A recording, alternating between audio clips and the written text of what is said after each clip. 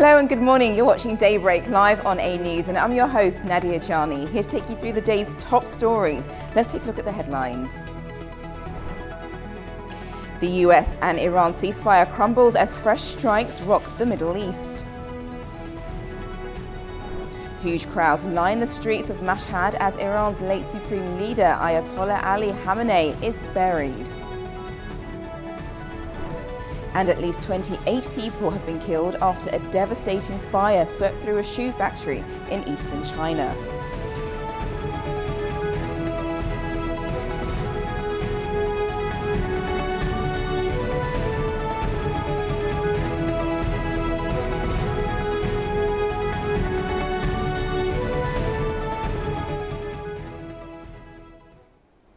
First this morning, a future peace between the US and Iran remains in doubt following an exchange in attacks from both sides in the Gulf region. The United Nations has warned the renewed violence could further destabilize the region. Here's more. The United Nations is urging for restored calm between the US and Iran following a breakdown in their agreed ceasefire. The US said it struck around 90 military targets Wednesday night, including some near the Strait of Hormuz. Iran said at least 14 people were killed and 78 injured across 5 provinces. State media also reported strikes near the Bushehr nuclear power plant, although the United States has not commented on those claims. In response, Iran launched attacks targeting US military assets in Kuwait, Bahrain and Qatar. Iranian state-linked media later reported further strikes on sites in Kuwait, Jordan and Iraq. Iran's foreign ministry strongly condemned the latest US attacks, calling them a grave war crime, accusing Washington of dangerous actions. It also said bridges and a railway line linking Tehran to Mashhad, where the former supreme leader Ayatollah Ali Khamenei has been buried, were damaged during the strikes. The United Nations has expressed deep concern over the renewed violence in and around Iran and the Strait of Hormuz, warning that the latest escalation risks further destabilizing an already volatile region. This tit-for-tat needs to stop, right? A return to diplomacy is urgently needed for the sake of stability in the region, for the sake of global stability. I mean, we keep talking about the impact that this conflict is having on the global economy, and I think all of the parties involved need to understand that the best way to end this conflict is a return to the negotiating table. While the ceasefire appears to be broken, Pakistan's lead negotiator is working to bring both sides back to the table. Now let's take a look at the stories shaping the day across the globe, and we head first over to Al Jazeera's website with what's going on with our top story today with Iran and the US, because uneasy calm in the Middle East after deadly attacks. So we do know that a number of attacks have happened overnight, and we know that this also started off on Wednesday when Donald Trump was speaking at the NATO summit about his upsetness in relation to what was going on with Iran and the 3 vessels that were struck, and in response the US also decided to strike back. Now the US and Iran have now traded strikes in exchanges that continued into Thursday, and the US says it hit 90 military targets, some near the Strait. Iran says that so far 14 people have been killed in the past 2 days, and state media also reported that targets near the Bushehr nuclear power plant were also hit. Now the US has not commented on the latest strikes, however, but Iran said it targeted US assets in Kuwait, Bahrain and Qatar in the latest response. Now later on Thursday, Tehran launched more strikes on sites in Kuwait, Jordan and Iraq, which is what state-linked media reported. And separately, huge crowds, as we saw, were gathered at Iran's late supreme leader's Ayatollah Ali Khamenei, who was buried after 6 days of funeral events. And just a reminder that Khamenei was killed on the 28th of February during the first hours of US and Israeli strikes against Iran. Now, Iran's foreign ministry denounced the latest strikes as a grave war crime, describing the US administration as evil and psychopathic as well. So we'll keep you up to date with this. It does seem that just a lot of back and forth strikes is taking place, and now we know that the 60-day ceasefire unfortunately has ended, which was what Trump's words were.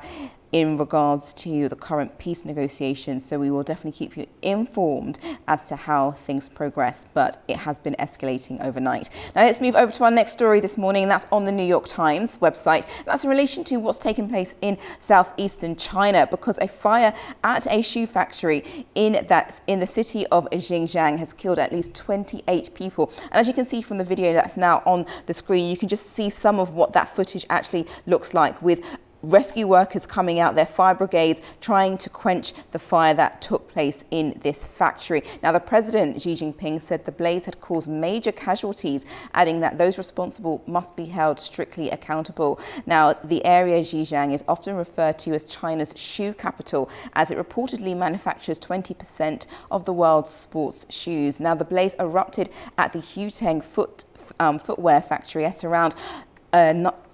around the morning local time, which is 9 a.m. Baku time on Thursday. Now, it is unclear how many have been injured, as we're still getting information put through, but state media also reported that there were nearly 240 people at the factory when the actual fire broke out. An initial report suggests that the fire may have started on the factory's ground floor, where flammable materials were stored. But we do have more on this story later on in the program, which can highlight some more of the details of this. So please make sure you stay tuned. Okay, now let's move over to our next headline this morning, and that's actually on the BBC website. And I just want to quickly add that this story does contain some details that listeners and viewers may find a little bit distressing, because tensions have erupted in India state after an 11-year-old was raped and murdered in India. Now, the body of a child was actually fished out from a pond on Sunday, a day after her family actually reported her as missing. Now, the incident happened on the outskirts of Calcutta,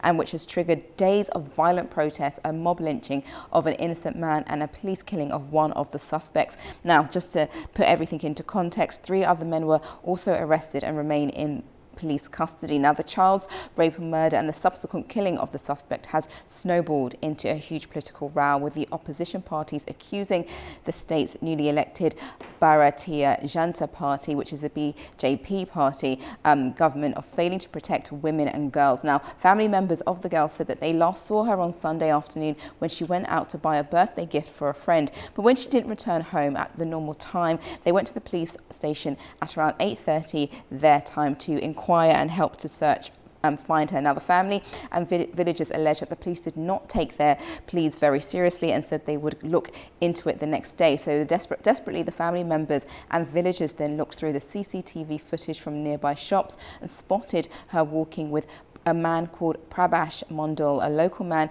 who has now since been killed by the police. Now, according to a post-mortem report, the cause of death is drowning, leading to claims that if she was alive when she was dumped in the pond, the police could have acted earlier, is what many of her relatives are saying. Now, as you can imagine, this has brought a lot of uproar in the local community and violent protests, as you can see from these pictures here of exactly what's happened. We know, unfortunately, this isn't rare in different parts of India, but however, it highlights a huge issue that the government there is facing and hoping to get some kind of retribution and protection for women and girls in India as a whole. But we will provide you with more details as we get it on this particular story.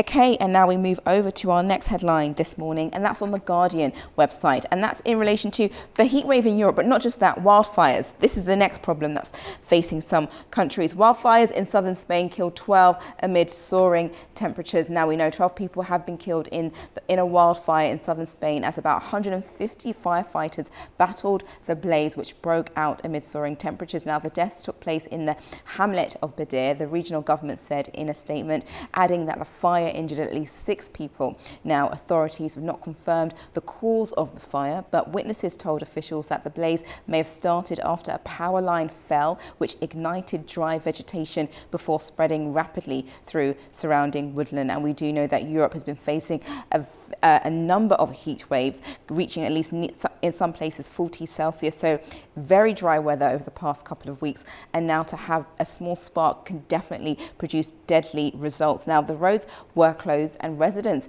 evacuated as the fire spread. Spain's military emergency unit, which is deployed in major emergencies, was due to join firefighting efforts in the coming hours. Now, the head of the regional government of Andalusia, expressed his condolences to the families of the people who died, calling it a tragedy and saying that our hearts are heavy and we are devastated by the grief, is what he actually wrote on X. Now, heat waves across Europe are seeing its impact in England as well, after multiple weather warnings have been issued, and Western Europe is experiencing or has experienced its hottest June on record as well. But we will provide you with more information just in case that death toll, it may increase, or there may be a number more injuries as well.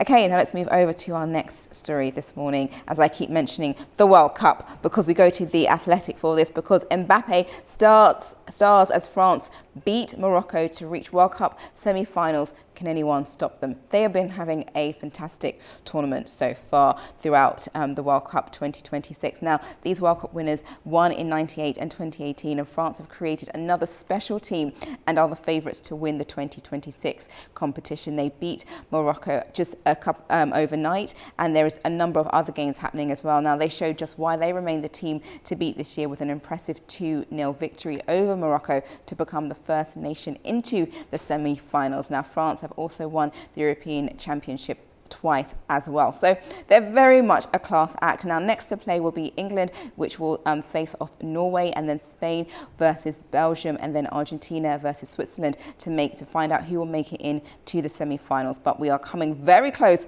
to the final team that will finally face and be up to winning that coveted trophy. Well, those are all your headlines for this morning. That's the press roundup. Now to a short break. When I return, I'll discuss the rest of the global stories. Don't go anywhere.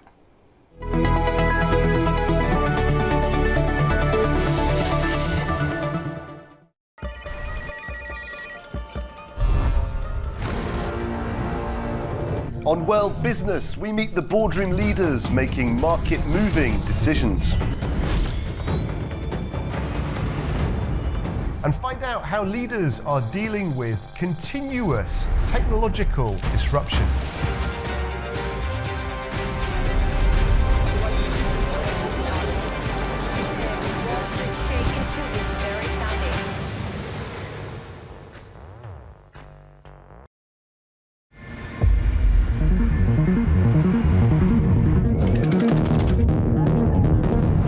Attention is focused on Ankara. NATO leaders have gathered here for a major summit that could shape the future of transatlantic security.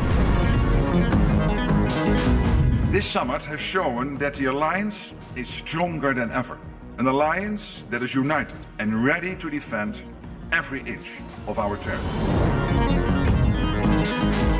The decisions taken during these meetings carry global significance.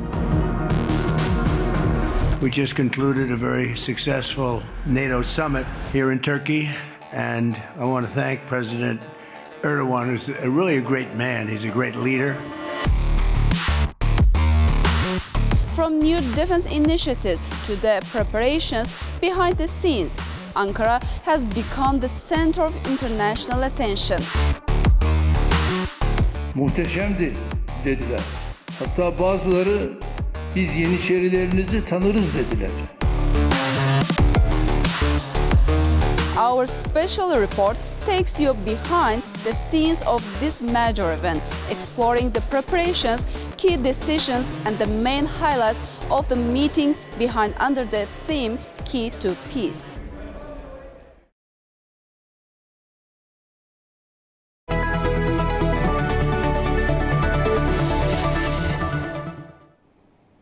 Welcome back. You're watching Daybreak. Now let's take a look at the global stories. And we head first over to the Middle East, where huge crowds have gathered in Iran for the burial of the country's late supreme leader, Ayatollah Ali Khamenei, bringing 6 days of national mourning to an end. Thousands line the streets of Mashhad as his coffin was carried through the Imam Reza shrine before the final burial ceremony. Khamenei was killed in a joint US-Israeli airstrike on the 28th of February. Meanwhile, Khamenei's son and designated successor, Mojtaba Khamenei, has remained out of public view since reportedly being injured in the same strike, highlighting continued tensions inside Iran. Now to Europe, and Germany has agreed to buy US-made Tomahawk cruise missiles and deploy them on its own territory. Chancellor Friedrich Merz has announced this. Speaking in Parliament on Thursday, Merz said the agreement was reached with Washington during the NATO summit in Ankara. He said the move would close a major gap in Germany's defences while Europe develops its own long-range missile systems. The plan had been uncertain after President Donald Trump announced a reduction in the US military presence in Germany. Berlin says the missiles will strengthen deterrence against Russia.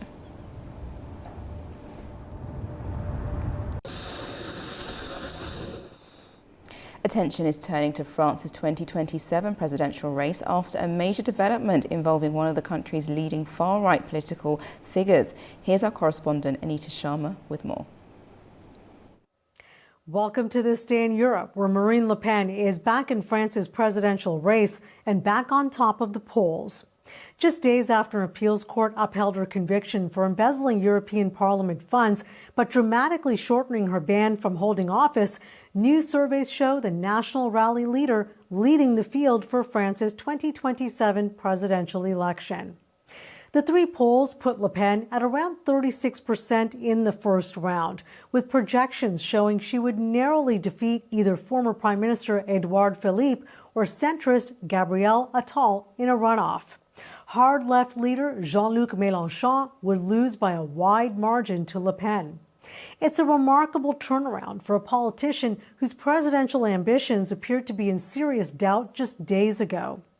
The election would be Le Pen's fourth bid for the French presidency after unsuccessful campaigns in 2012, 2017, and 2022.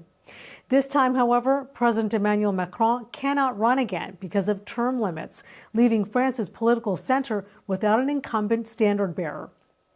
Le Pen has cast her legal battle as proof she's taking on what she calls the political establishment, telling supporters, "These trials, I believe, have strengthened us." Now, although free pending her final appeal, Le Pen could still end up serving a year under electronic monitoring wearing an ankle tag. However, her path to the Élysée will also depend on her long-standing partnership with party president Jordan Bardella. During the months when Le Pen faced the prospect of being barred from the race, he emerged as the party's potential presidential candidate. Now, the pair are campaigning together again, combining Le Pen's experience with Bardella's popularity among younger voters as the party seeks to broaden its appeal. Her hardline message remains very central.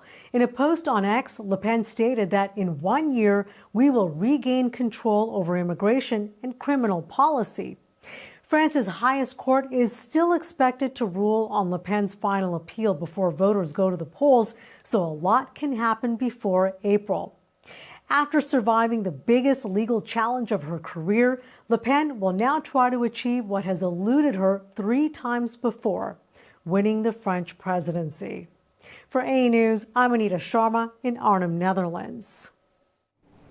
1 person has been killed and 5 others injured after a Russian drone strike struck a petrol station in the Ukrainian city of Zaporizhzhia, according to regional officials. The governor said that the Shahad drone hit the site on Thursday. Rescue teams worked to put out the fire and treat the injured, while a damaged car and drone debris were left scattered across the scene.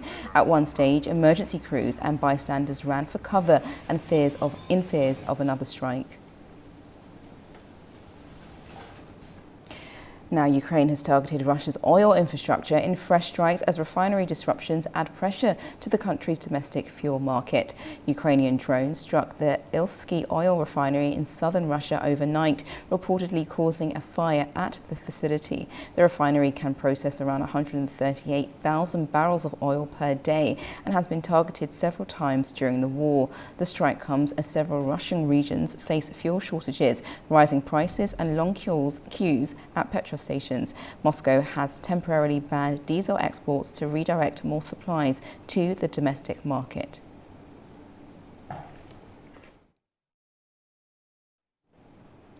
Now to the UK, and their Prime Minister could be confirmed within days after a major development in the Labour leadership race. Could the former Greater Manchester Mayor be on a smooth path to top the seat at Downing Street? Deputy Editor-in-Chief Guy Shone has the latest from Downing Street. Well, what we all thought was likely has now been confirmed, and Andy Burnham is on the brink of marching into number 10 here behind me, and crucially doing so without needing to fight anyone else in his party for the privilege. Well, when nominations opened in Labour's leadership contest yesterday, no rival stepped forward to challenge the former Greater Manchester Mayor, leaving him on course to replace Sir Keir Starmer as both Labour leader and Prime Minister within days. The biggest boost came when former Defence Minister Al Carnes ruled himself out of the race on Wednesday night, clearing Burnham's path after other potential challengers, including Wes Streeting, also backed his bid. Well, under Labour Party rules, candidates need the support of 81 MPs, as well as backing from local party organisations or affiliated unions. Nominations officially close next Wednesday, but we can now say with some confidence that unless there's a dramatic late twist, Mr Burnham will be crowned Labour leader at the end of next week before entering Downing Street here on the 20th of July. And what a remarkable political comeback it's been. Just weeks ago, Andy Burnham returned to Westminster in a by-election after a decade away from Parliament. Now he's on course to become Prime Minister. He acknowledged the scale of the moment on social media, saying he'd submitted his nomination and that all was starting to feel very real. He joked that it would be the third time lucky, perhaps, after his unsuccessful leadership bids in 2010 and 2015. Well, joining me now to discuss more about all goings on here in Downing Street is our very own Ollie Barrett. Ollie, Mr. Trump doesn't seem to know who Andy Burnham is. He is, though, well known within the party and the country, isn't he? Just give us a sense of the popularity of Andy Burnham. Well, one way of looking at the popularity of Andy Burnham is to go back to the by-election he recently fought against the resurgent Reform UK party, and all of the polls showed that Andy Burnham against Reform was a completely different kettle of fish to any other candidate against Reform. Any other Labour candidate might not have won that by-election in the first place. So that gives you one idea about his popularity. He's popular in Manchester, the area that he's been the mayor of, the Greater Manchester region. Less well known these days in the south and in other parts of the country, but still a big Labour figure, a former cabinet minister, of course. He's had various different jobs in different types of government. And so he is a man that has a pretty wide name recognition, face recognition, clothes recognition. He has his own style. And so he's the kind of politician that people know about, and they have a sense of who he is, I think, even if they're not entirely clear yet what kind of prime minister he might be. Yeah, it's interesting, a sense of who he is. But let's talk a bit about the politics. I mean, there is a joke that's going around, not just Westminster, but around the internet, which goes something like this. A Blairite, a Brownite, and a Corbynite go into a bar, and the bartender says, "What will I get you, Mr. Burnham?" I mean, his critics would say that he changes his policies, his ideas, his attitudes, depending on whatever is fashionable or expedient. His supporters, of course, will say, well, no, he's just pragmatic, a politician who moves with the times. Politically speaking, who is the real Andy Burnham? And by the way, he hates that joke. But he is, one of the things he says he's trying to do is change politics. So he's trying to be a different politician than what we've seen here before. And he wants to change the Labour Party. He's talking about all sorts of different ways that he thinks he can change politics in this country and be a different type of politician.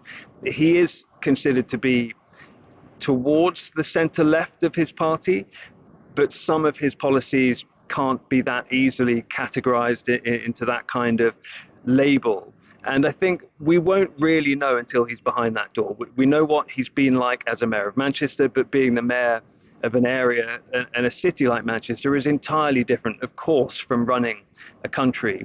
And in the run-up to him walking through that door, as we expect that he will do, there's been a lot of questioning about what policy will look like, and whether he's set out enough detail on that kind of thing yet. And there's a lot that we don't know about what the direction of travel will look like in terms of specific policy, specific details when he becomes, if he becomes Prime Minister. He set out a foreign policy essay this week in the Times newspaper, for example, pretty vague, to be honest. And so we're still waiting to really find out what Andy Burnham, the Prime Minister, might be compared to the politician we've got to know over the last 20 years or so.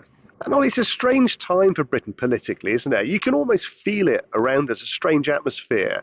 I mean, just give us a sense of the environment that Prime Minister Burnham is going to be dealing with domestically, because we've had the tremendous success of the right-wing party Reform. They, of course, now they were dealing with a crisis in their own leadership. Give us a sense of what Andy Burnham is going to have to get to grips with on day one politically. Well, some of his supporters really hope that he's going to get lucky, that he might enter Downing Street with Reform slightly on the ropes, which is not what Keir Starmer had to deal with, perhaps the economy starting to recover, perhaps the Iran conflict coming to some kind of conclusion, and the economy therefore and living standards and living costs easing for people, that perhaps he might get lucky with some of the things that so many of his predecessors didn't, when we've seen prime ministers walk through that door and have their plans thrown up in the air by COVID or by the Ukraine conflict or by the Iran conflict or whatever it might be. But the international stage is so unpredictable, so that could happen to him as well. But British politics is in a pretty strange place. I mean, if you had a general election right now, it would be incredibly hard to see any party really winning a majority. That might mean we're set for coalition politics again in this country, and all of the chaos that could come with that. There's just a huge level of unpredictability about it all. As I say, his supporters just hope he might be a lucky prime minister. We haven't had one of them for a while. Indeed. Ollie, thank you very much. Well, as bags are packed and final preparations are made for Keir Starmer's departure here behind us, one thing is for certain: like him or not, know him or not, Britain will get its Andy Burnham era. Right, over in China, at least 28 people have been killed in a fire at a shoe factory in southeastern part of the country after flames spread through the building, trapping workers on the rooftop. The fire broke out at a shoe factory in the Xinjiang area with 239 people inside. Officials say 213 were evacuated, 26 found dead and 2 others died in hospital. Investigators say the blaze started on the ground floor where flammable materials and adhesives were stored. Several company officials have been detained and the factory's bank accounts frozen. Xinjiang produced more than 1.2 billion pairs of shoes in 2024, about 20% of the global output.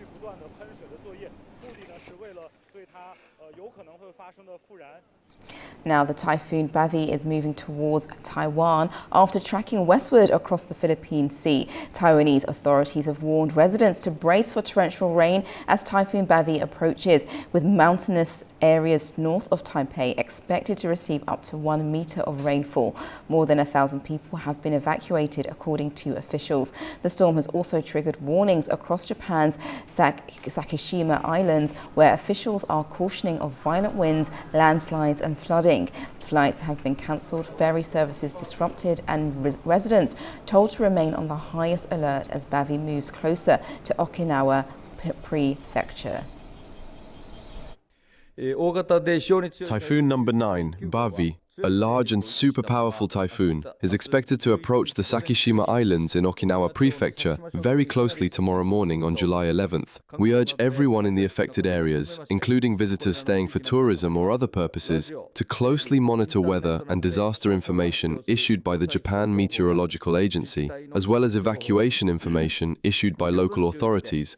We ask everyone to be prepared to evacuate. Take precautions before strong winds and heavy rainfall develop. Seek shelter in a sturdy building and, once indoors, stay away from windows. Now over to the continent of Africa, where the cholera outbreak in Sudan's Kordofan region is growing, with aid agencies warning that conflict and failing health services are accelerating the spread of the disease. Here's Naba Moeddin with the latest from Khartoum.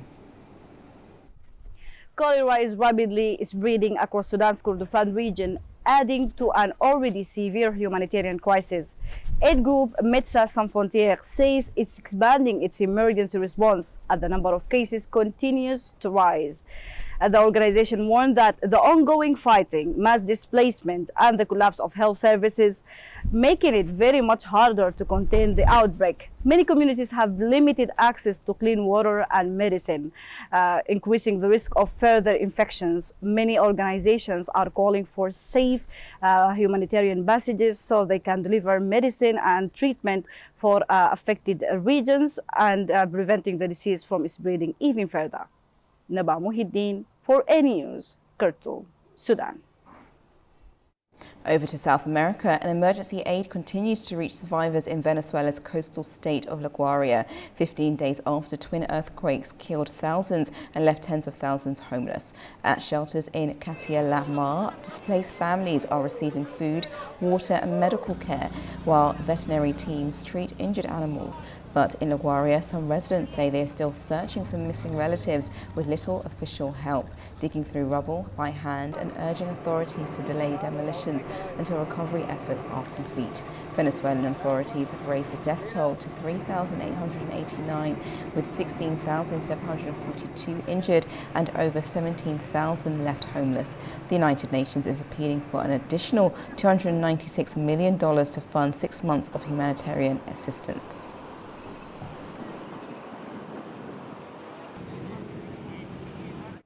Now to a quick break. When I return, I'll discuss the key regional headlines and I'll be joined by guests to dig into some of those stories. Don't go anywhere.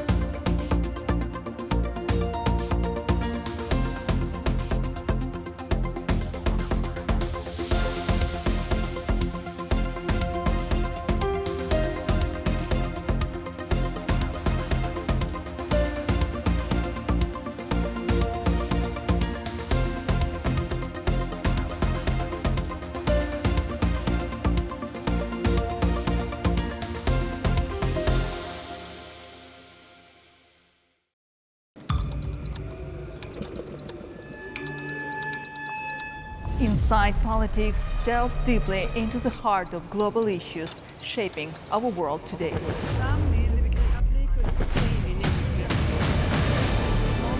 Join me for your go-to source of political analysis from across the region and beyond.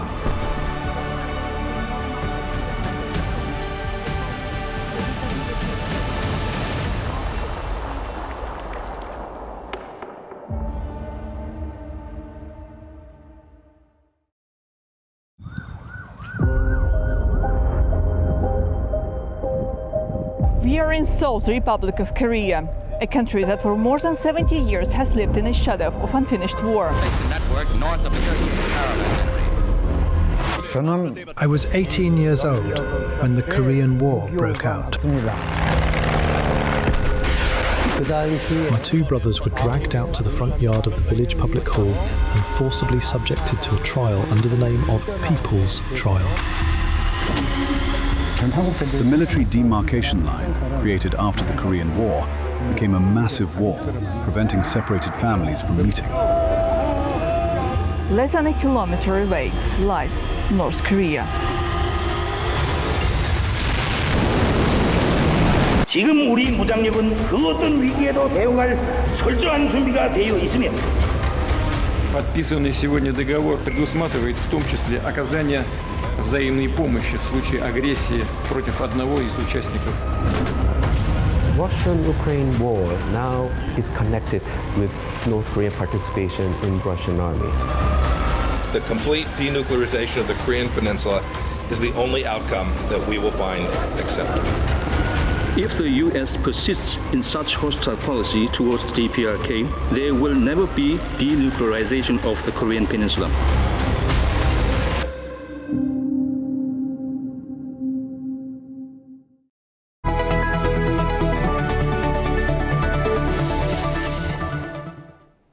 Welcome back and thank you for joining me this morning. Now let's turn to the region and we head first over to Azerbaijan because the momentum behind the Azerbaijan-Armenia normalization process continues to build. Recent comments by Azerbaijani Foreign Minister Ceyhun Baramov point to positive progress in border delimitation, while reaffirming that Azerbaijan has fulfilled its commitments towards finalizing the peace agreement. Attention is now focused on the practical steps required to translate political agreements into lasting regional stability. Joining me now to further discuss this is Dr. Farhad Husanov, PhD in Political Science, Associate Professor at Baku State University. Welcome to the program. Thank you. My first question with this is, with the peace agreement text now finalised, the focus has increasingly shifted towards implementation. In your view, what are the most important practical steps that must now be taken before a lasting peace can be achieved? You already mentioned one of the most important practical steps. I mean, the delimitation of the borders, and I'm very glad that the process is going smoothly without any interruptions. And what also is very important, yesterday I heard, I would name it a revolutionary statement by the Prime Minister of Republic of Armenia. He said that he was wrong when he perceived Azerbaijan as a source of threat. And I was very happy to hear that, because for decades our Armenian political ideology was built on this assumption that Armenia is surrounded by enemies, and when the Prime Minister decides to state something which contradicts this Armenian political very basic assumption, I think that it's very strong message to all the political establishment of the Republic that Armenia is going to build a completely new era with the neighbors. But because he said that not only Azerbaijan but Turkey as well, they are not the source of threat for Armenian people, and they would be very persistent in bringing this mentality into living reality. I see. And how significant? In which Turkey, Azerbaijan, in reality, in which Azerbaijan and Turkey are not enemies anymore and not source of threat anymore, but on the contrary, the partners for lasting peace. Yes, no, thank you for confirming and for highlighting that. Now, how significant is the border delimitation for reducing future tensions, and how much progress can realistically be made or achieved so far? The material side of this conflict was land. We were fighting over the land, and Armenia had claims, territorial claims, during all these years, that almost 20% of Azerbaijani land belongs to Armenia. And almost 6 or 7 years ago, Armenian Prime Minister said that Karabakh is Armenia. So from this point of view, when we are doing this delimitation, in practical reality, Armenia wants to throw away this aggressive rhetoric, these statements, and show neighbors and to the whole world that they agree with the lands, with the borders that existed before 1988, because the first claim about Karabakh as a part of Armenia, we heard that in 1988. The Armenians living in Republic of Armenia and Armenians living in Azerbaijan, they all together started to claim that Karabakh belongs to Armenia. And when today we are in reality practically implement the border delimitation. That's a strong message that Armenia wants to refuse from this aggressive rhetoric, not only at the level of discourse, but in reality. And Azerbaijan maintains that it has fulfilled its commitments towards finalizing the peace agreement. Looking ahead, what remaining political or legal issues need to be addressed before the agreement can be formally signed and implemented, do you think? From our side, I think that we have done everything, and the border delimitation is also the ongoing process, but we are very eagerly waiting for this constitutional amendment in Armenia, because Prime Minister can't express his attitude, can't talk about his change of perception, can't say that he doesn't consider Armenia and Turkey as source of threat anymore. He doesn't think anymore that we are enemies. But we also want to see that Armenian people also agrees with this position. And the only way to see that, to make sure that Armenian people also does not consider Armenia and Azerbaijan as enemies, is Armenia's people willingness to come to the referendum and to vote for this amendment. I mean, when I say amendment, I mean that they have to show that they don't want to see in the text of the constitution the mentioning that Karabakh and Armenia are the same political entity. They want to show, they have to show that Karabakh doesn't have anything to do with Armenia and its territory and its people. And normalization is also increasingly being discussed, not only as a political process, but also as an economic opportunity. To what extent could restored transport links and regional connectivity transform the South Caucasus into a more integrated economic corridor linking Europe with the Caspian region and Central Asia? When we talk about connectivity, it's mainly the trip transport project. I think that it has very serious impact on bringing the nations together, because when we have this road and that road will work, that road will make nations dependable on each other. We have already started some trade. We have already started. Azerbaijan also implements some transit functions, because through Azerbaijani territory, Armenia receives the products from Russia. They can buy, and also they are buying we also deliver fuel to Armenia. All these economic steps demonstrates that we are ready to live in peace. So that not remains only on the paper, but we need the peace in reality. And so without that economic steps, it will be very difficult to talk about lasting peace. And I'm also glad to see that Armenia accepting these economic gestures from Azerbaijan, and they are mutual. Armenia also willing to, and Armenia also understands that they, together with Azerbaijan, they can complete this link, which will unite the bigger Eurasia.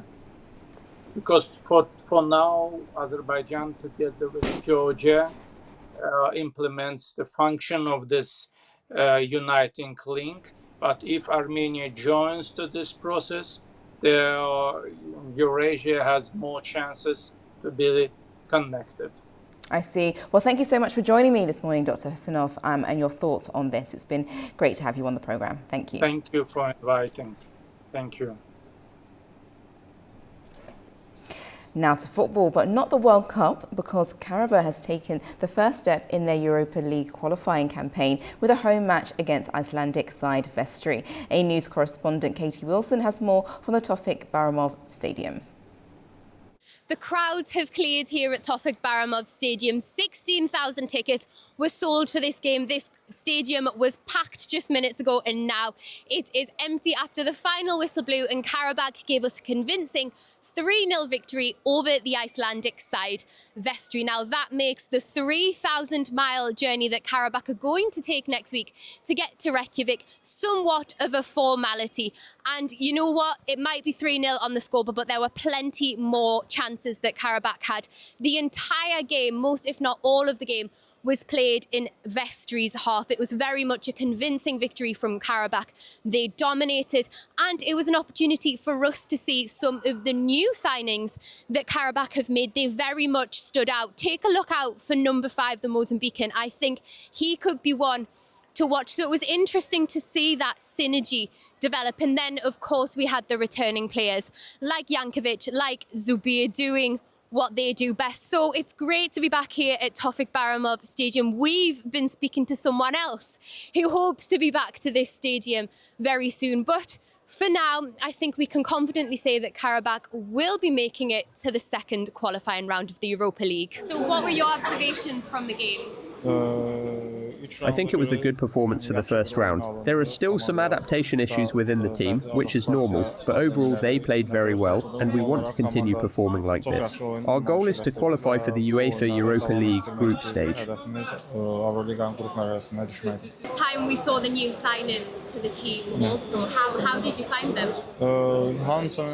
I think their performance was good, but I still need a little more time to fully come back to the team. Once that process is complete, I believe I'll be able to contribute even more. It's still nothing over for this round. We need to now rest and prepare for a rematch, but 3-0 is a good start for us, yeah. The atmosphere in the stadium was very good. We were expecting this from the fans, and it went the way we wanted. I feel very good. When nights are going like this, you can only feel good, you know. The team played very well, and the stadium, the atmosphere was top. So as a player, it's the only thing we want.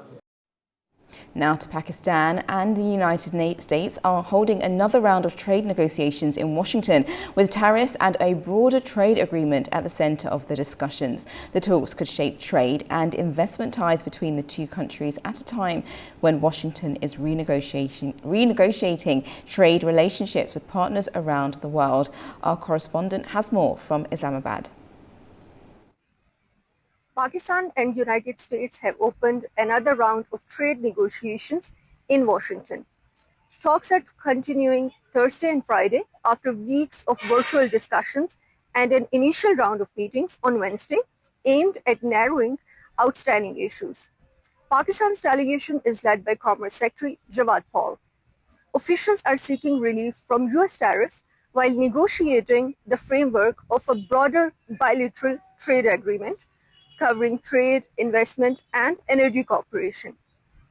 The discussions began after US President Donald Trump announced reciprocal tariffs on the 2nd of April in 2025, including a proposed 29% tax hike on Pakistani exports. Pakistani officials say subsequent negotiations reduced the proposed rate to 19%, although Washington later introduced a temporary 10% global tariff under a different legal mechanism. The outcome is significant because the United States is Pakistan's largest single country export market, while Pakistan is the second largest importer of US cotton, making trade stability important for businesses and supply chains in both the countries. Mariam Zia, A News, Islamabad. Now, experts from across the Commonwealth of independent states and beyond have gathered in Uzbekistan's capital to discuss how Sharia-compliant finance can unlock new investment opportunities. The event comes as Tashkent develops its Islamic finance sector under a newly adopted legal framework. Our correspondent Seva Rajapova reports from Tashkent. Tashkent is hosting the 5th CIS Islamic Banking and Finance Forum, bringing together policymakers, regulators, financial institutions and international experts. They will be discussing the future of Islamic finance across Central Asia and the Commonwealth of Independent States. Islamic finance continues to expand rapidly worldwide. The industry is now valued at more than $6 trillion and is growing by around 10 to 12% annually, with Islamic banking accounting for the largest share of assets. Driven by cross-border connectivity and environmental, social and governance sukuk, an Islamic type of bond, the industry is projected to surpass $10 trillion by 2031. We are organizing CIS Islamic Finance Forums in Uzbekistan from last 5 years. And in the previous forums, we brought different international experts to the Uzbek market so that we can share the international experience with the people of Uzbekistan and other CIS nations. The discussions come at a pivotal moment for Uzbekistan.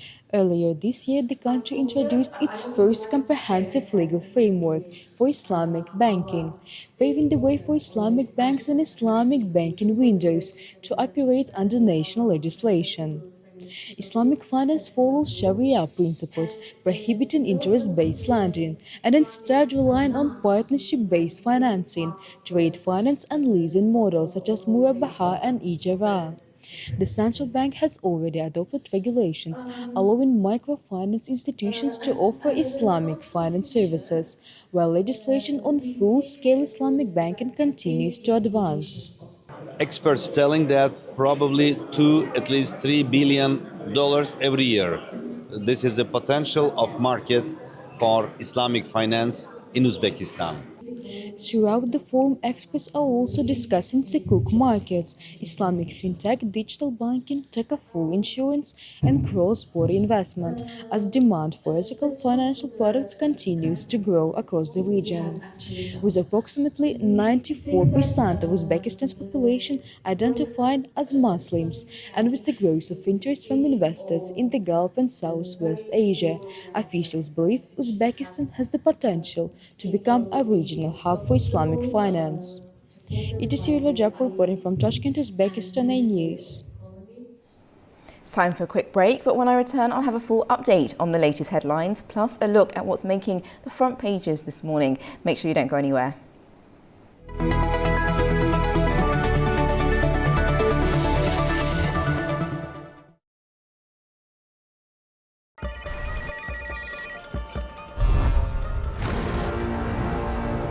On World Business, we meet the boardroom leaders making market-moving decisions.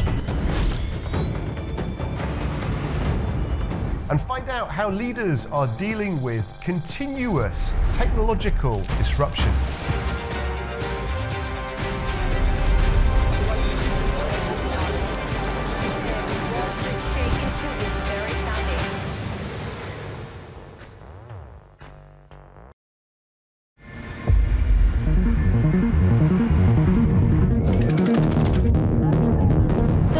Attention is focused on Ankara. NATO leaders have gathered here for a major summit that could shape the future of transatlantic security.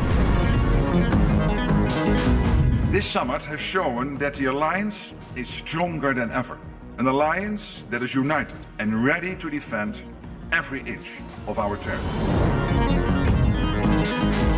The decisions taken during these meetings carry global significance. We just concluded a very successful NATO summit here in Turkey, and I want to thank President Erdogan, who's really a great man. He's a great leader. From new defense initiatives to the preparations behind the scenes, Ankara has become the center of international attention. Muhteşemdi dediler. Hatta bazıları biz Yeniçerilerinizi tanırız dediler.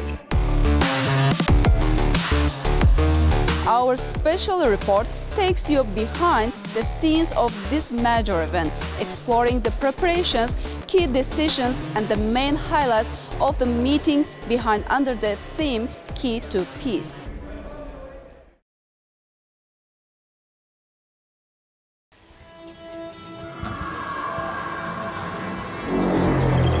more than 20,000 partisan fighters have been hidden. We found only 3,000.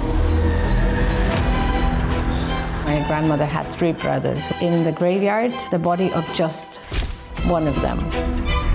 Their struggle was very unequal and against a state that had defeated such a force as Nazi Germany.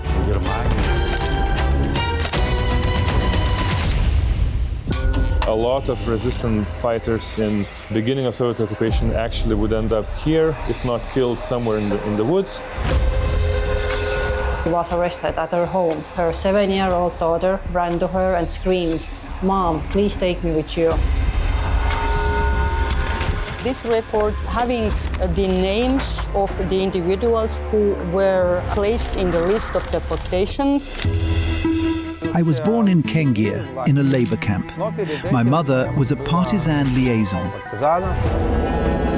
The first years were extremely difficult, of course. Poverty, hunger. The temperature sometimes dropped to minus 50 degrees. The train stations, like the one behind me, once said goodbyes to thousands of people carried from across the Baltic states toward Siberia.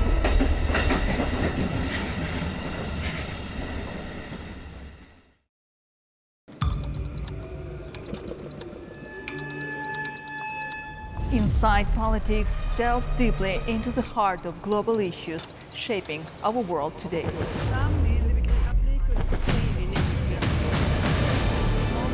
Join me for your go-to source of political analysis from across the region and beyond.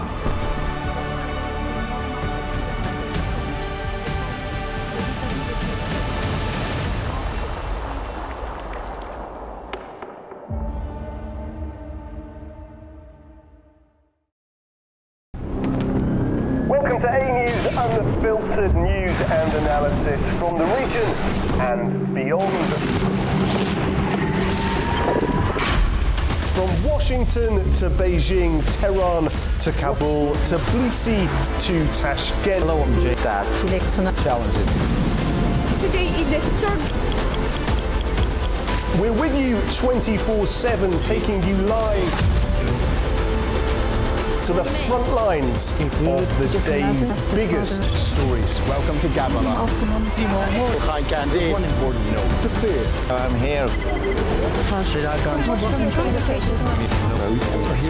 Azerbaijan and Armenia. Hello, we're reporting on the 8th of November.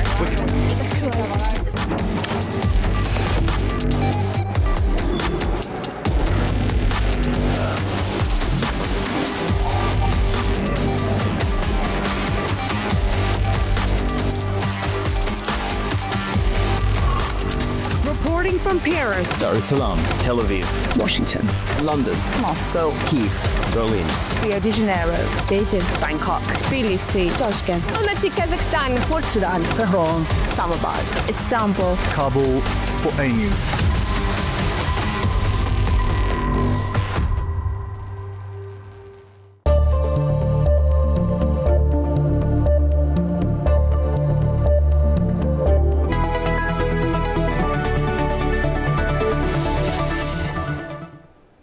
Hello, you're watching Daybreak live on A News, and if you're just joining me, I'm your host, Nadia Jani, here to take you through the day's top stories. Let's take a look at the headlines. US-Iran ceasefire crumbles as fresh strikes rock the Middle East. Huge crowds line the streets of Mashhad as Iran's late supreme leader is buried. And at least 28 people have been killed after a devastating fire swept through a shoe factory in eastern China.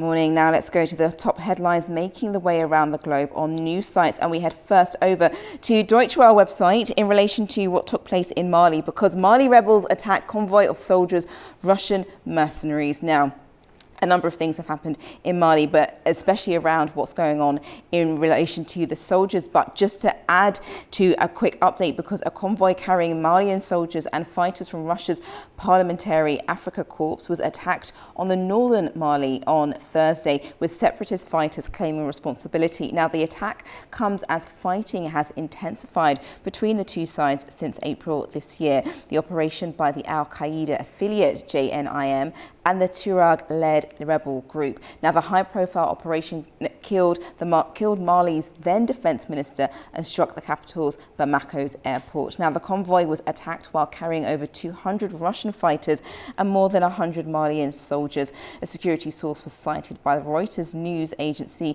as saying it was heading toward the northern town of Anefs, where fighting is reportedly still ongoing. Now, the French news agency AFP quoted a Malian security source as saying that a convoy of dozens of vehicles with air cover fell into another ambush. Both Reuters and AFP cited that Tuareg rebel sources as claiming responsibility for the attack.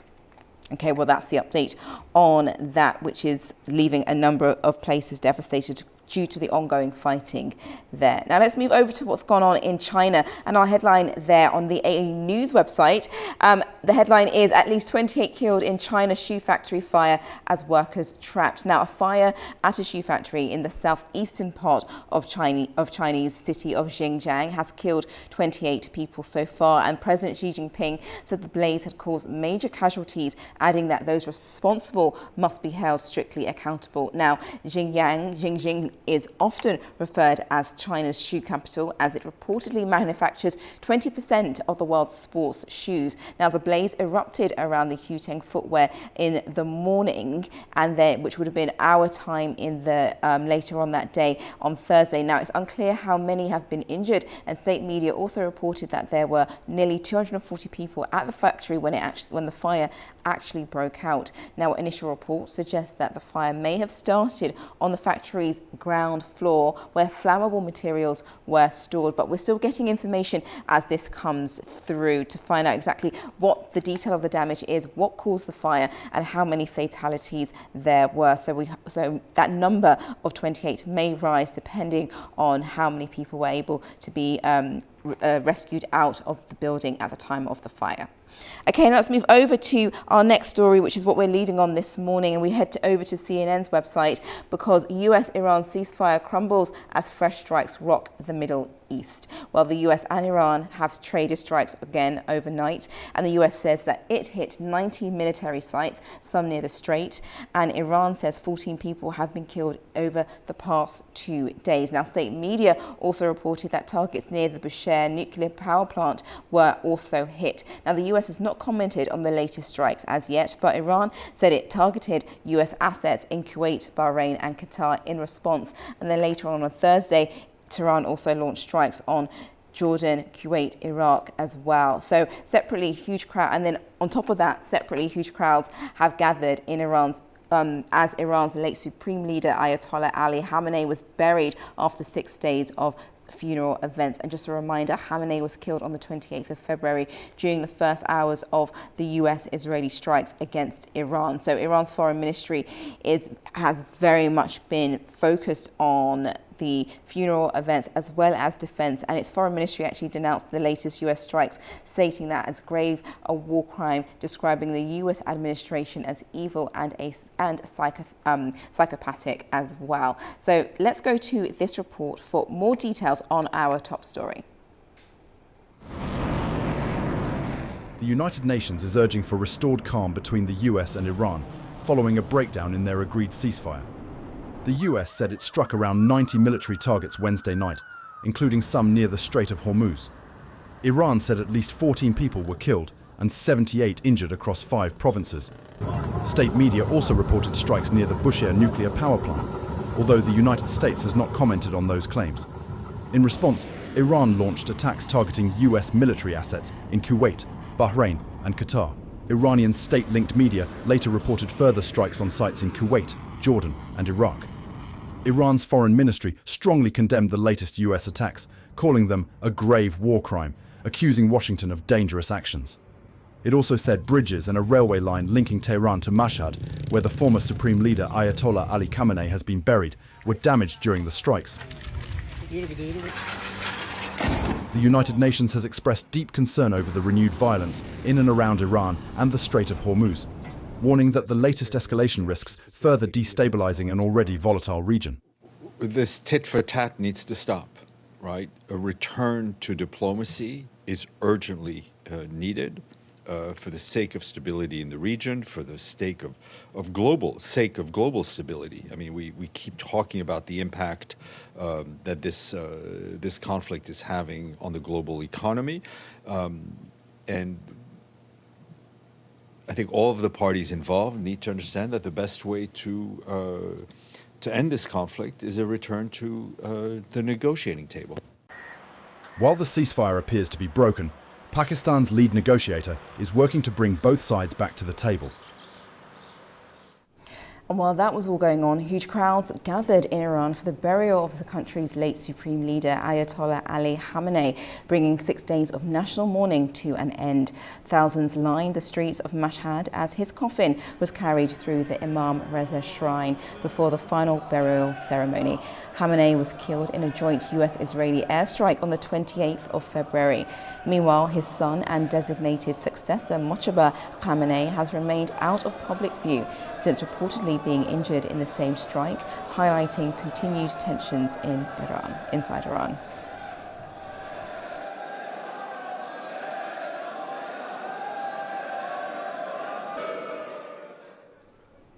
Now, staying with this and the subsequent increase of military action in the Gulf, and alongside that, Pakistan has experienced ongoing border clashes with Afghanistan and tightening the enforcement of illegal foreigners' repatriations plan, and its deadline is today. Here to discuss both key stories is Farhat Asif, who is President Institute of Peace and Diplomatic Studies in Islamabad, Pakistan. Welcome to the program. My first question in this is, what does the 10th of July deadline represent in practical and legal terms, and how does it differ from Pakistan's earlier phases of Afghan repatriation? Thank you so much for giving me the honor to be part of this conversation. I guess that this time the phase-wise repatriation of the Afghan refugees from Pakistan has a significant impact, because 10th of July, it's the last day of the sending of the Afghan refugees back home, which those Afghan refugees are considered as the terrorists, as some people who had been creating a lot of challenges for Pakistan regarding terrorism before Iran war. Even before one day when the Iran war began, Pakistan made a substantial airstrikes in Afghanistan, a war that was beginning to happen, which was kind of stabilized later on because of the negotiations that were happening. But the bone of contention between both countries has remained the repatriation, sending back the Afghans back home. Pakistan is host of largest number of refugees in the country, in the region, and of course in the world. We have been hosting them for many years. There were almost 2 or 3 generations who had been here in Pakistan. They were going to schools, on using our health facilities, and all those, later important civilian, facilities. But at the same time, there has been challenges between Islamabad and Kabul as the new Taliban government came into power in Kabul. The tensions, the relationship became more tense over the time period. There were skirmishes, attacks from Pakistan, border clashes, and of course there were largest number of attacks on Pakistan soil, especially on the military installations. So this time around, they have decided that to send down all the Afghan refugees who had been staying here legally or illegally even, to sending back to Pakistan, back to Afghanistan, so that there'd be less number of the foreigners who are residing here in Pakistan. Either they should be documented or they should leave Pakistan. One of the reasons, of course, the terrorism is one of the reasons, but we are also not looking at the other reasons why this is happening. One of the reasons is economic dependency, economic stress on Pakistan economy. We are struggling ourselves, as you know, our IMF deals and our programs. Then our economy is facing a lot of challenges. We are unstable at the moment. Our energy resources are depleting. We have a lot of stress there in industrial cooperation, industrial building up. But at the same time, there's refugees has been a stress on Pakistan. Apart from creating a lot of troubles and challenges, this time around we have also witnessed that this month even there was a rise of terrorist attacks, not only there in KP or border regions with Afghanistan, but also in Balochistan, which is again border with Iran and in Afghanistan. So as a result, this deadline has been given. Of course, this has been shared with our allies in the US, in Europe as well, and in different countries, trying to tell them that this is what is happening and what's going on. We have also, in the United Nations, we have also presented a lot of evidences that a lot of terrorism attacks happening in Pakistan on the military installation or civilian installations are coming down from Afghanistan, which is why this deadline is important, and how this will be going on will remain to be seen. Well, that's the thing, because it's very significant, as you mentioned, a number of key issues there relating to the repatriation of a number of Afghanistans. And as you mentioned, Pakistan did take a high number of refugees to keep them safe while everything was going on there. But what are now the longer term consequences of this policy for Pakistan's relationship with Afghan communities and the future migration management? What will that look like?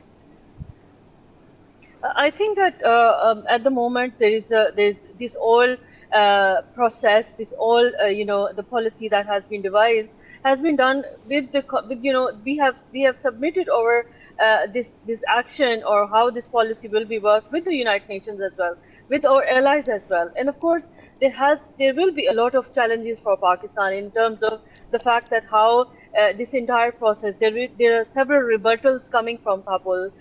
They're not accepting that they should be bringing down these refugees back to their country, back to their civilian infrastructure, and mingle them in the society in Afghanistan. But at the same time, Afghan government and Afghan government there in Kabul also face a lot of significant challenges. One of the important things that I believe is that there is also the Afghans who come to Pakistan for their health facilities. There are Afghans who come to Pakistan for studies and all that. But at the same time, Pakistan is currently working on to streamline or channelize all these processes in such a manner that they can be not only beneficial for Pakistan but also for Afghans as well. Because at the to and fro process, as you mentioned, that what are the impacts? Impact primarily would be that how these all challenges, rebuttals, height of terrorist attacks, or many other challenges might be risen because of the security challenges, economic challenges that Pakistan might face. As you know, that because of this moving back of the refugees, there has been blockade of the trade corridor between Pakistan and Afghanistan, which is again a huge significance, because Pakistan sends most of its goods from Pakistan to Afghanistan and then to Central Asia. So there are always a tension on the borders that create a lot of tension, and of course stopping of the trade coming from Pakistan going through Afghanistan to Central Asia. So that is also one of the reasons that I think that there will be a huge challenge for Pakistan. Then significantly, what are the future holds? It depends on how both sides, or how Islamabad looks at Kabul and sit down with them and try to find the mutual ground or understanding how to resolve such a conflict. Pakistan has been pressurizing Taliban to sit down on them, to resolve these issues.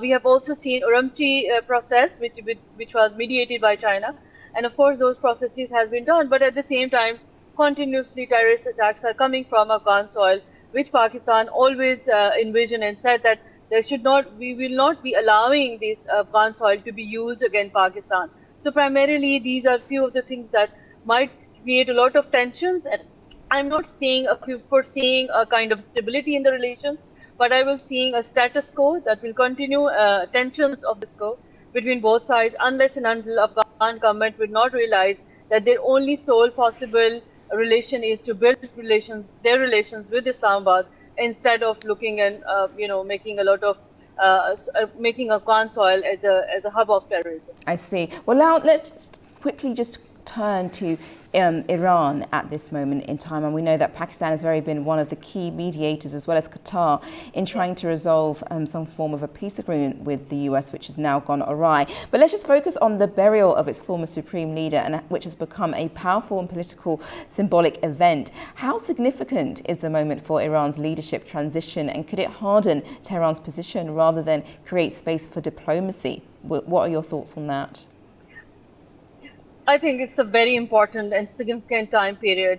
They have used 4th July as an important symbolic time when US is celebrating its 250 years of anniversary. Symbolism has been their key, communication. Their strategy has been phenomenal in presenting their, messages across, using 4th July, and similarly on the airports, using the kids back on Manab, strikes that has happened, killing of the children, their school bags were there.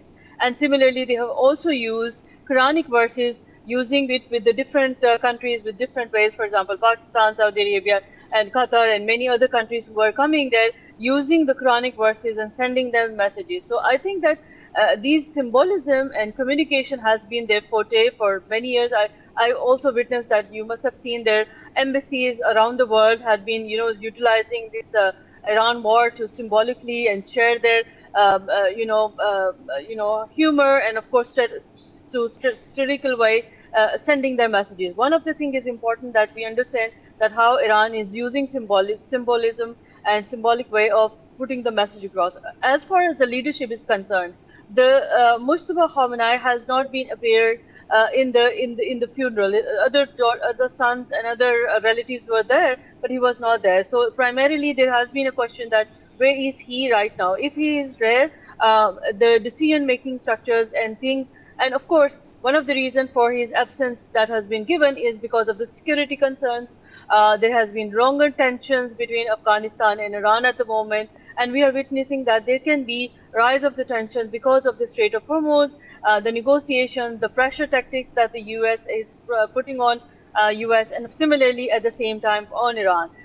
So I foresee that the leadership is there intact, but at the same time they are trying their best to make their home politics home ground, to make more of the points, to consider them as the legitimate leadership, their legitimacy, that they are the ones who will be leading leading Iran through entire crisis in the best way possible. So these are the symbolism, and of course through these the Iranian leadership is making everything possible to make the things happen for Iran. And negotiation, of course, they are continuing in the back channel, despite the fact that there are tensions seen on the front. I see. Well, thank you so much, Dr. Asif, for joining me and for going through those issues both at home and across the region. So thank you again. Thank you so much. Right, over to Europe, and Spain is battling multiple wildfires in its southern Andalusia region, with a deadly blaze prompting an emergency response and military deployment in Almeria province. At least 12 people were killed near Medar, some inside vehicles engulfed by flames, as 150 military emergency personnel joined firefighting efforts. Heavy smoke forced road closures, while authorities raised the regional wildfire response plan to the emergency phase. And over in China, at least 28 people have been killed in a fire at a shoe factory in the southeastern part of the country after flames spread through the building, trapping workers on the rooftop. The fire broke out at a shoe factory in the Zhejiang province with 239 people inside. Officials say 213 were evacuated, 26 were found dead, and 2 others died in hospital. Investigators say the blaze started on the ground floor, where flammable materials and adhesives were stored. Several company officials have been detained and the factory's bank accounts frozen. Zhejiang produces more than 1.2 billion pairs of shoes in 2024, at about 20% of the global output. Now to some football, and Karabakh has taken the first step in their Europa League qualifying campaign with a home match against Icelandic side Vestri. Our A News presenter Katie Wilson has more from the Tofik Bamarov Stadium. The crowds have cleared here at Tofik Baramov Stadium. 16,000 tickets were sold for this game. This stadium was packed just minutes ago, and now it is empty after the final whistle blew and Karabakh gave us a convincing 3-0 victory over the Icelandic side, Vestri. Now that makes the 3,000-mile journey that Karabakh are going to take next week to get to Reykjavik somewhat of a formality. And you know what? It might be 3-0 on the scoreboard, but there were plenty more chances that Karabakh had. The entire game, most if not all of the game, was played in Vestri's half. It was very much a convincing victory from Karabakh. They dominated, and it was an opportunity for us to see some of the new signings that Karabakh have made. They very much stood out. Take a look out for number 5, the Mozambican. I think he could be one to watch. So it was interesting to see that synergy develop. And then, of course, we had the returning players like Jankovic, like Zubir, doing what they do best. So it's great to be back here at Tofik Baramov Stadium. We've been speaking to someone else who hopes to be back to this stadium very soon. But for now, I think we can confidently say that Karabakh will be making it to the second qualifying round of the Europa League. So what were your observations from the game? I think it was a good performance for the first round. There are still some adaptation issues within the team, which is normal, but overall they played very well, and we want to continue performing like this. Our goal is to qualify for the UEFA Europa League group stage. This time we saw the new signings to the team also. How did you find them? I think their performance was good, but I still need a little more time to fully come back to the team. Once that process is complete, I believe I'll be able to contribute even more. It's still nothing over for this round. We need to now rest and prepare for a rematch, but 3-0 is a good start for us, yeah. The atmosphere in the stadium was very good. We were expecting this from the fans, and it went the way we wanted. I feel very good. When nights are going like this, you can only feel good, you know. The team played very well, and the stadium, the atmosphere was top. So as a player, is the only thing we want. From Karabakh all the way to South America now, because emergency aid continues to reach survivors in Venezuela's coastal state of La Guaira, 15 days after twin earthquakes killed thousands and left tens of thousands homeless. At shelters in Catalamar, displaced families are receiving food, water and medical care, while veterinary teams treat injured animals. But in La Guaira, some residents say they are still searching for missing relatives with little official help, digging through rubble by hand and urging authorities to delay demolitions until recovery efforts are complete. Venezuelan authorities have raised the death toll to over 3,000, with 16,740 injured and almost 18,000 left homeless. The United Nations is appealing for an additional $296 million to fund 6 months of humanitarian assistance.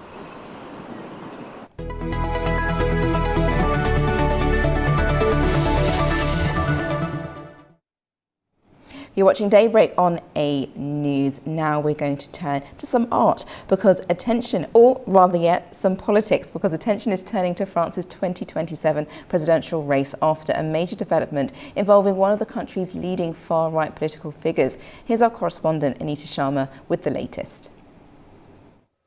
Welcome to This Day in Europe, where Marine Le Pen is back in France's presidential race and back on top of the polls. Just days after an appeals court upheld her conviction for embezzling European Parliament funds, but dramatically shortening her ban from holding office, new surveys show the National Rally leader leading the field for France's 2027 presidential election.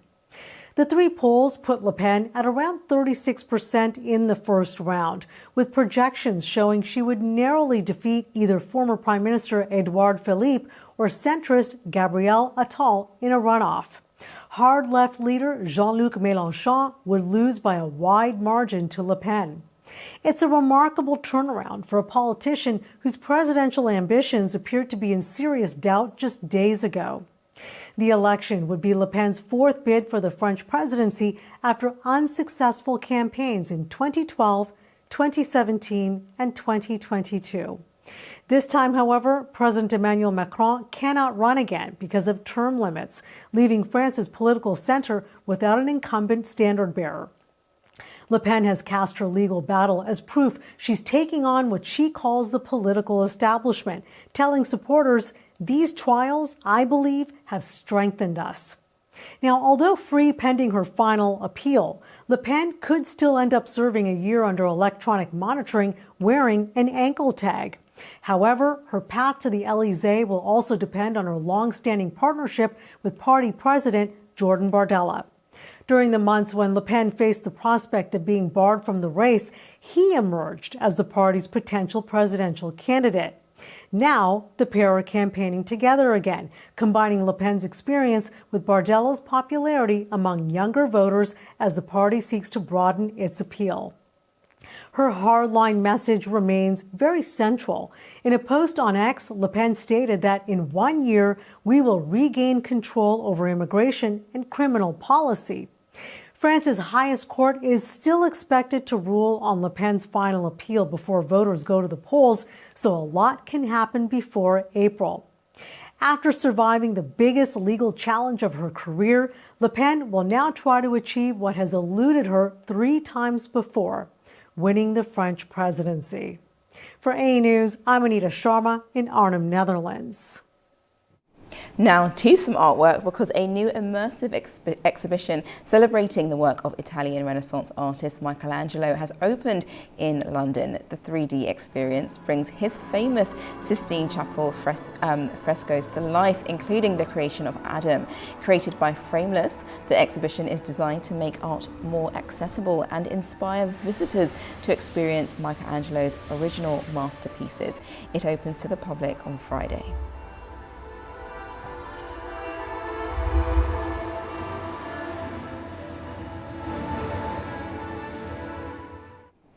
Looks amazing. I would love to go and take a visit of that. But as you can see, the background has changed because you know what time it is.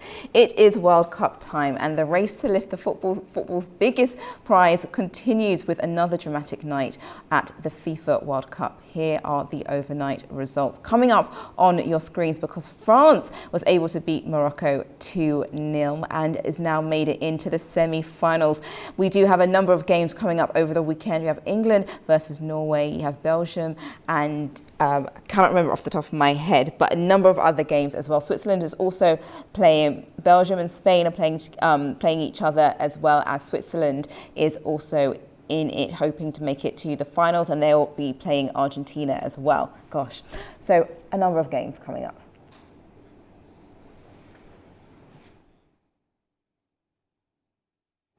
Thank you so much for joining me this morning. Those were your headlines. I hope that you continue to stay watching A News, as we'll bring you more updates throughout the course of the day, and Daybreak will be back on your screens next week. Take care.